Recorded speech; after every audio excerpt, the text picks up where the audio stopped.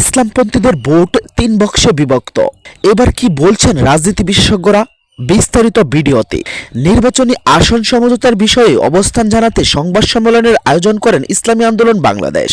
গতকাল শুক্রবার বেলা 3:30টার দিকে রাজধানী পুরাতন পল্টনে আয়োজন করা হয়। শেষ পর্যন্ত ইসলামী আন্দোলন বাংলাদেশ এককভাবে নির্বাচন করার ঘোষণা দিয়েছেন। মনোনয়নপত্র জমা দেওয়ার 268 আসনে তারা নির্বাচন করবেন। বাকি 32টি আসনে দলটির পছন্দে কোনো দলের প্রার্থীকে সমর্থন দেবেন, অর্থাৎ 300 আসনে ইসলামী আন্দোলন ভোটে থাকছেন।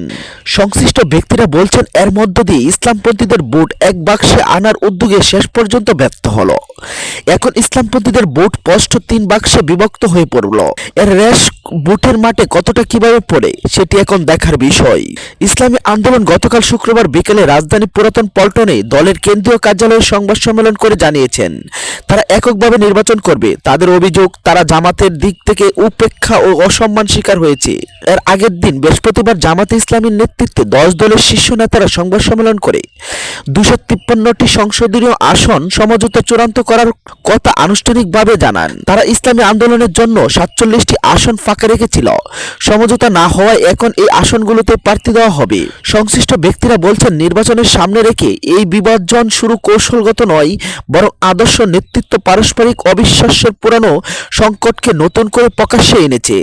অন্যদিকে ইসলামী আন্দোলন ও বিকল্প নির্বাচনে মোর্চা গঠনের চেষ্টা করে শেষ পর্যন্ত সফল হয়নি। দলটির ভিতরে ঐক্যের প্রশ্নের মতভেদ ছিল। দলটির আমির সহ বড় অংশ জামাতের সঙ্গে থাকার পক্ষে থাকলেও একটি প্রভাবশালী অংশ ভেতরে ভেতরে এর বিরোধী ছিল বলে সংশ্লিষ্ট সূত্রগুলো থেকে জানা গেছে।